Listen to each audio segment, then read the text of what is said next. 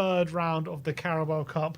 By hook or by crook, Spurs have found themselves in the hat for the fourth round after a late show, scoring their equalised on 88 minutes, but for large parts, Spurs were abject and looking like they were heading out of the Carabao Cup today. 8 changes from the beginning, and you could see those 8 changes on the pitch. It was a very disjointed performance. Spurs, not only did they not have a single shot until I think it was like the 55th minute, 50th minute, didn't have a shot on target until about the hour mark. Yep. But not only were that, but we were conceding chance after chance to a Coventry team who clearly came here to cause an upset, and they were fantastic. They were absolutely exploiting our flaws. Rodoni and Bassett were causing us all sorts of trouble going back the other way. Dragoshin and Davis were being stretched, and we were struggling for large parts, weren't we, Amir? I mean, for 87 minutes, really, there was only one team winning this. Yeah, I think you covered it really well there, Sim. I don't think we were at the races at all, especially for the first 45. Second half, there was a little bit of an improvement, but again, the game kind of went into the same old pattern as the first half, where it was Coventry having the best chances. We would have the majority of the possession, but we just weren't doing much with that possession. I think we had no shots. Did nothing really. Apart from, a corner from Bergvall and Ben Davies had a free header. That was our best chance. Until you got the likes of Kulu, Madders, Son on that pitch, gives you a little bit more quality in that final third. And at the end of the day, that's what did the change for us. That those changes are what made us win this game. A little bit of creativity there from Kulu, a nice ball in from James Maddison, and a quality finish by Brennan Johnson for the second. And I just want to emphasise that was not an easy finish by Brennan. Yes, it was put on a plate for him, but that dink little finish was a real show of class from Brennan to get that winner.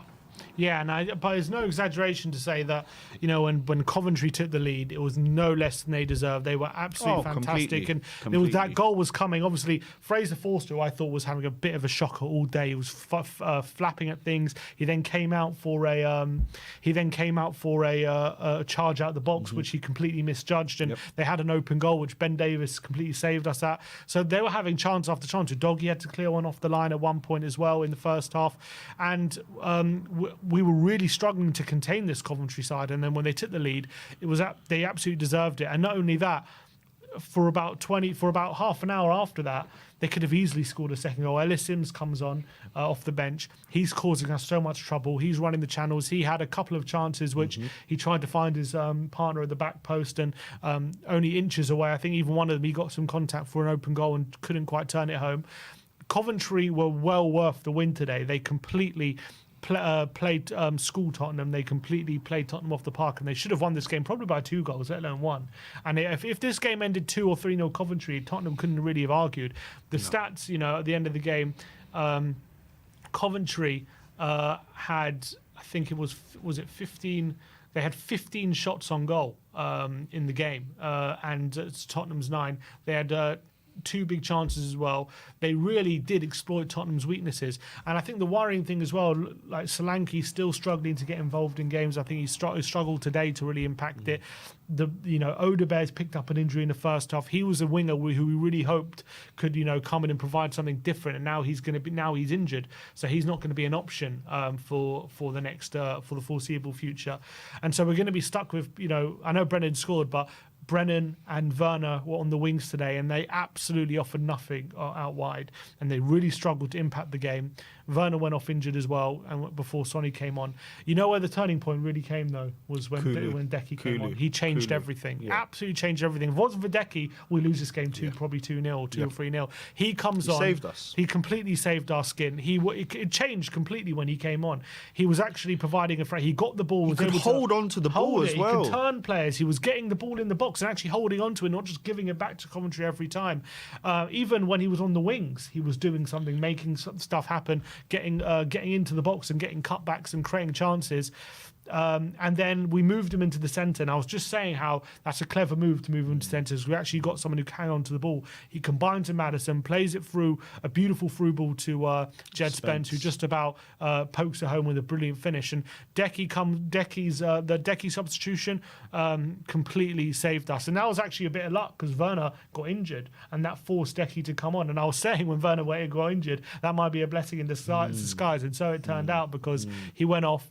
Decky come on and completely changed the game, and if it wasn't for him, I think we've got him to thank. Him, and you could argue Ben Davies for that sliding challenge, which should have been a goal for Coventry as well. So, but definitely this game leaves you with more questions than answers when it comes to Ange and where we're at, because we're playing against a mid-table championship side, and we're struggling to even create a chance, let alone we're struggling to get a shot, let alone score.